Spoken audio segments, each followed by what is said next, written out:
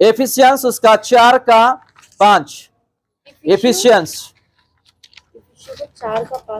4:5 एक ही प्रभु है, एक ही विश्वास, एक ही बपतिस्मा। हालेलुया। क्या लिखा है? एक ही प्रभु है, एक ही विश्वास, एक ही प्रभु है और एक ही विश्वास है और एक ही वचन में लिखा है। नोट कर लीजिएगा आप लोग। एक ही प्रभु यीशु मसीह, एक ही पवित्र आत्मा, एक ही पिता, एक ही प्रभु इस दुनिया का, और एक ही बपतिस्मा, अलग अलग बपतिस्मा नहीं है, एक ही विश्वास है। पेज नंबर आपको मिलेगा 267 नया नियम में। और एक वचन हम पढ़ेंगे मैथ्यूस का 28:19। नया नियम में 50 आपको पेज, मैथ्यू उसका 28 अध्याय उसका 19। इसलिए तुम जाओ, सब जातियों के लोगों को चेला बनाओ और उन्हें पिता और पुत्र और पवित्र आत्मा के नाम से बपतिस्मा दो और उन्हें सब बातों जो मैंने तुम्हें आज्ञा दी है मानना सिखाओ, और देखो मैं जगत के अंत तक सदा तुम्हारे संग हूँ। हालेलुया। मत्ती 28 अध्याय 19 में ये लिखा है, इसलिए तुम जाओ सब जातियों के लोगों को चेला बनाओ और उन्हें पिता और पुत्र और पवित्र आत्मा के नाम से बपतिस्मा दो।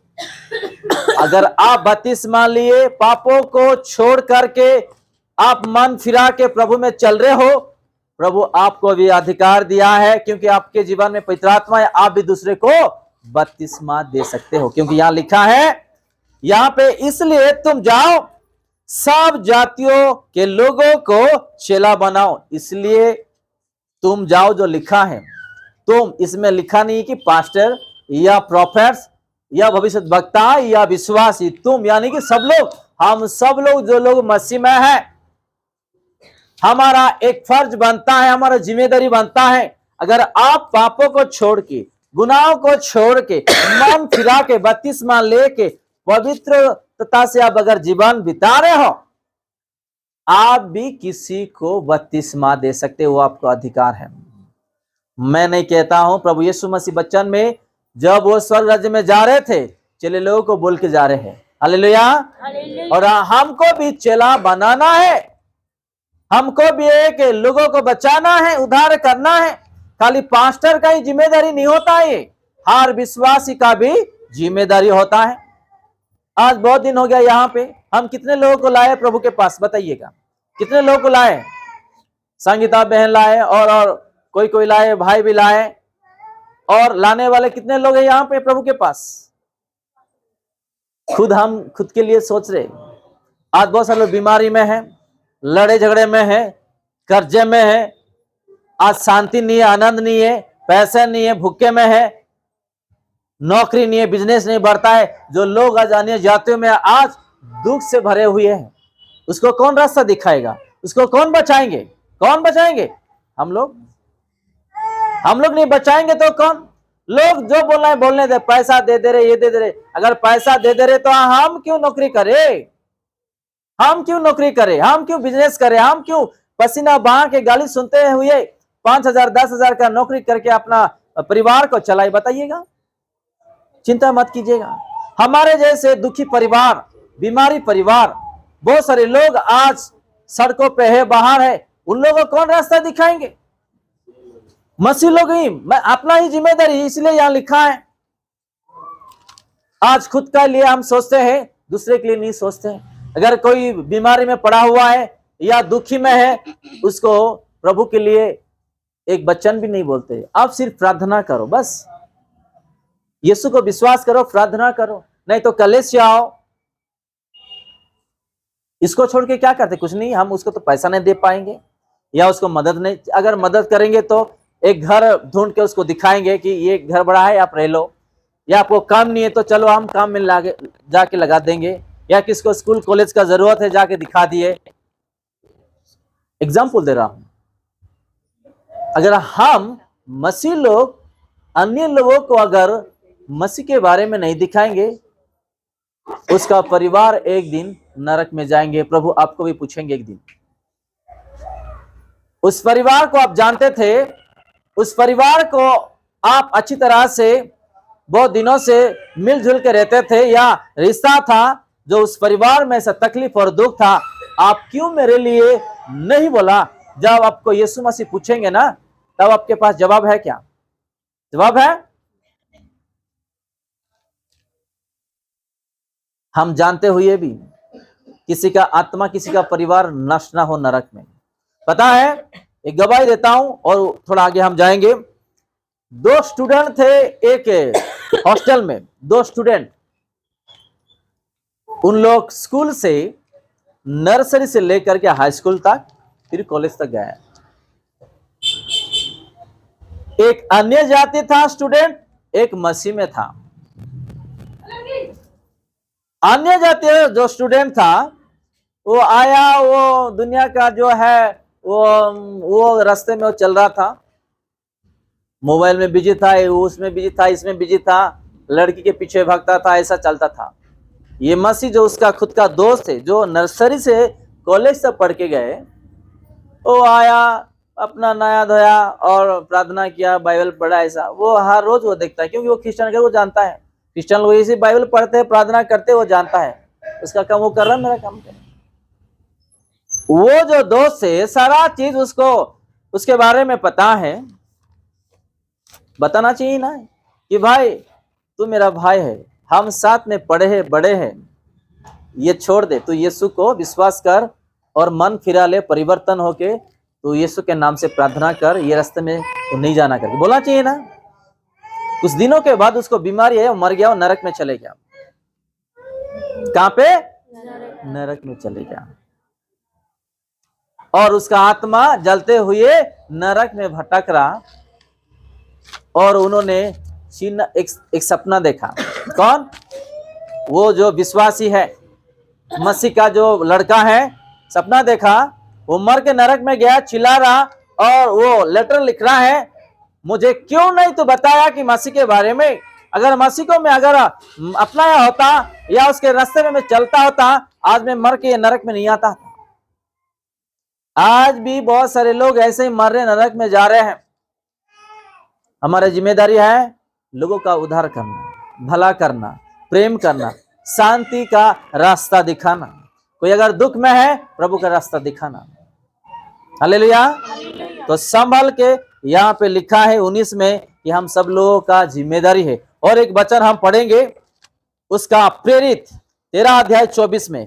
प्रेरित, जिसके आने से पहले यूहन्ना ने सब इजरायलियों में मन फिराव के बपतिस्मा का प्रचार किया। जी। जब यूहन्ना अपनी सेवा पूरी करने पर था तो उसने कहा, तुम मुझे क्या समझते हो?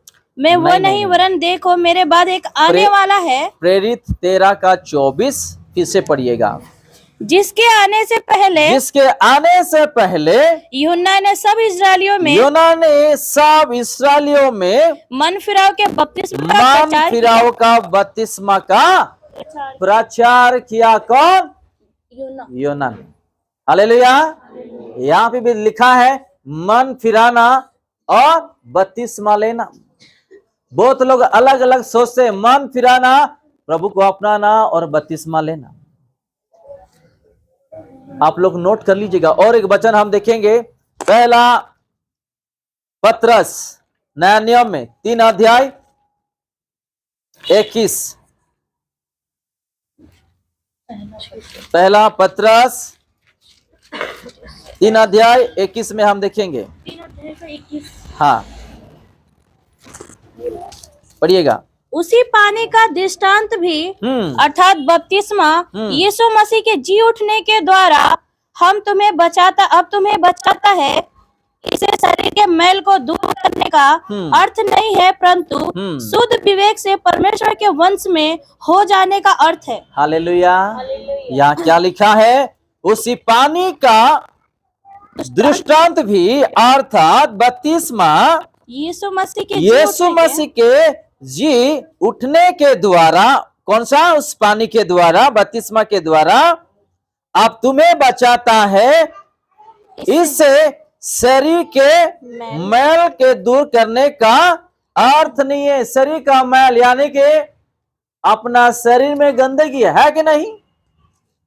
इस शरीर में पाप भरा हुआ है, इस सोच में पाप भरा हुआ है, इस हृदय में पाप भरा हुआ है, इस आंखों में, इस बुद्धि ज्ञान में पाप भरा हुआ है। एग्जाम्पल दे रहा हूं, उसी मैल को क्या करना, पानी में अगर आप साफ करोगे तो वो जाएगा कि नहीं। अगर आप यीशु के नाम से बपतिस्मा लोगे मन फिरा के, आप कितना शुद्ध हो जाओगे, जरा चिंता करो। और नीचे क्या लिखा है, परंतु शुद्ध विवेक से परमेश्वर के वश में हो जाने का अर्थ है। अगर आप बपतिस्मा ले रहे हो, जब पानी के अंदर डूब रहे हो, मन फिरा के अपना पापों को स्वीकार करके पानी के अंदर आप डूब रहे हो, जा रहे हो, जो दिन आप पैदा हुए उस दिन से उस बपतिस्मा दिन तक जो जो गलती पाप हम स्वीकार करके बपतिस्मा लेने जा रहे हैं, यीशु का लहू से आपको वो धो देगा। और जब आप उठोगे शुद्ध होके, नया आत्मा के साथ आप उठोगे। हालेलुया। आप नया आत्मा के साथ उठोगे, आपका शरीर नया होगा, आपका मन नया होगा, सोच नया होगा, और पवित्र आत्मा आपके जीवन में आएंगे, नया नया काम आपके द्वारा वो करने लगेंगे। हालेलुया। आप लोग बपतिस्मा लेने के लिए प्रार्थना कीजिएगा, क्योंकि हमारे पास समय कम है। और एक वचन हम देखेंगे, मार्कुस उसका 1 अध्याय 4 और 5। मार्कुस 1 अध्याय 4 और 5।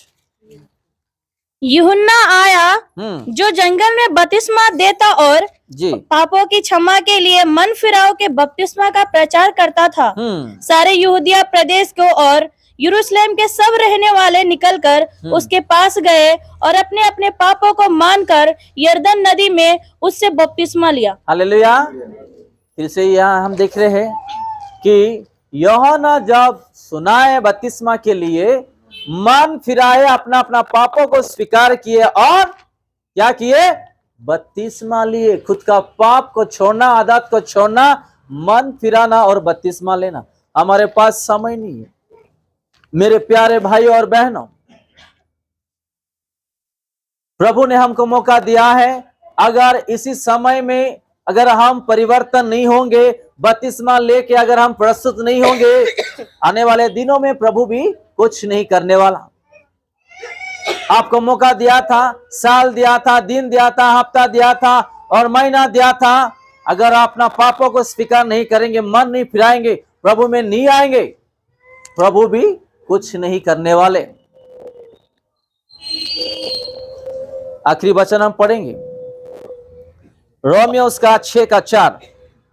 रोमियो उसका 6 का 4। अतः उस मृत्यु का बपतिस्मा पाने से जी हम उसके साथ गाड़े गए, ताकि जैसे मसीह पिता की महिमा के द्वारा मरे हुए में से जिलाया गया, वैसे ही हम भी नए जीवन की सी चाल चले। हालेलुया। नया जीवन की चाल चले। हमारा पिता प्रभु यीशु मसीह को इस धरती पे भेजा है कि मनुष्य का जीवन में उद्धार करने के लिए, और वो तीसरा दिन जी के उठा। हमको भी प्रभु ऐसा आशीर्वाद करेंगे। अगर हम प्रभु में चलेंगे और बढ़ेंगे, प्रभु निश्चिंत से हम लोग को उद्धार करेंगे, क्योंकि प्रभु हमारा सहायता करने वाला। एफिसिया 4 का 5 देखेंगे और हम समाप्त करेंगे। नया नियम में एफिसिया उसका 4 का 5।